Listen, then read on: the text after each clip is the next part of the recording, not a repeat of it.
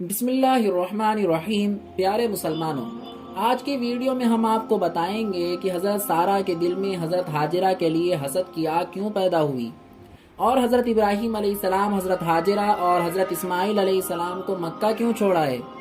حضرت ابراہیم علیہ السلام ایک بہت ہی بزرگ پیغمبر رہے۔ اللہ تعالیٰ نے حضرت ابراہیم علیہ السلام کی ہر طرح سے مدد فرمائی۔ آپ کو اللہ تعالیٰ نے ہر برائی سے محفوظ رکھا۔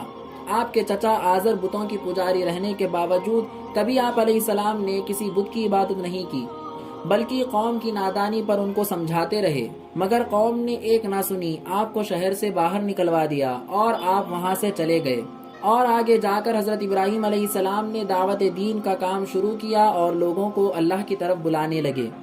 حضرت ابراہیم علیہ السلام نے حضرت سارہ سے نکاح کیا۔ حضرت سارہ بہت ہی خوبصورت اور فرما بردار بیوی تھی، مگر ان کو اولاد نہیں ہو سکتی تھی۔ حضرت سارہ دیکھتی کہ حضرت ابراہیم علیہ السلام کو ایک بیٹے کی خواہش ہے، اسی لیے وہ کبھی کبھی اداس رہتی تھی۔ لیکن حضرت سارہ کی عمر بہت گزر چکی تھی اور اب ان کے ہاں اولاد ہونے کی کوئی امید نہیں تھی۔ اس کے بعد حضرت سارہ نے حضرت ابراہیم علیہ السلام کا نکاح اپنی ایک کنیز حضرت ہاجرہ سے کر دیا۔ نکاح کے بعد حضرت ہاجرہ کے یہاں ایک اولاد پیدا ہوئی جس کا نام حضرت اسماعیل رکھا گیا۔ اسماعیل علیہ السلام کی پیدائش کے بعد سب بہت خوش تھے۔ اس کے بعد حضرت سارہ کو حسد ہونے لگی، وہ اداس رہنے لگی کیونکہ حضرت ابراہیم علیہ السلام کا کوئی فرزند ان کے پیٹ سے نہیں تھا۔ دھیرے دھیرے وہ حضرت ہاجرہ اور حضرت اسماعیل کو بھی دیکھتی تک نہیں تھی۔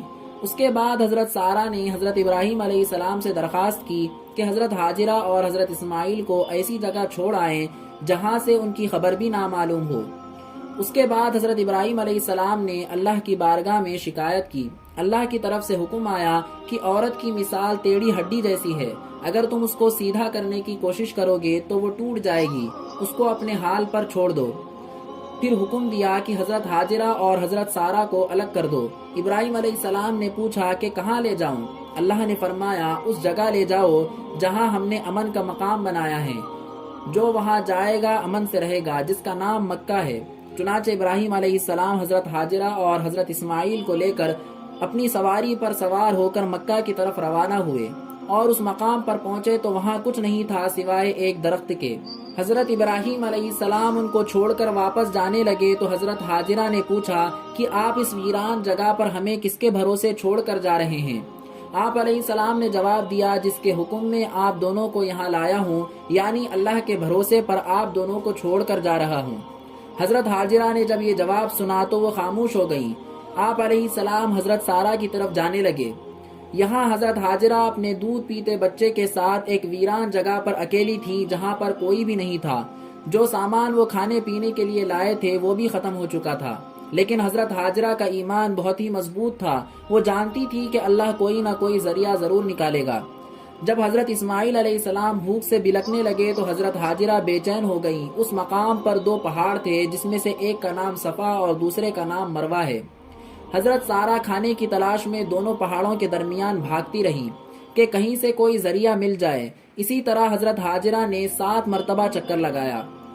میرے پیارے مسلمانوں، آپ کو بتا دیں کہ حاجی جو حج کرتے وقت صفا اور مروہ کے درمیان بھاگتے ہیں وہ حضرت ہاجرہ کی سنت ہے۔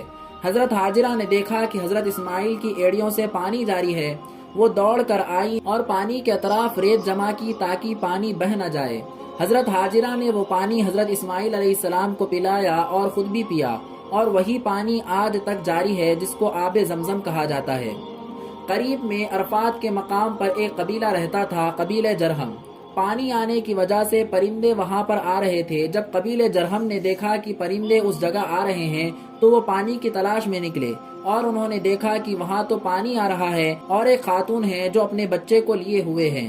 لوگوں نے سارا ماجرا پوچھا تو حضرت ہاجرہ نے بتایا کہ وہ حضرت ابراہیم علیہ السلام کی زوجہ ہیں اور اسماعیل علیہ السلام ان کے بیٹے ہیں۔ اس کے بعد قبیلے والوں نے حضرت ہاجرہ سے وہاں ٹھہرنے کی اجازت مانگی۔ حضرت ہاجرہ نے ان کو ٹھہرنے کی اجازت دی اور قبیلے جرہم اور حضرت ہاجرہ وہیں پر آباد ہو گئے، اور کبھی کبھی حضرت ابراہیم علیہ السلام اپنی بیوی بچے سے ملنے کے لیے آیا کرتے تھے۔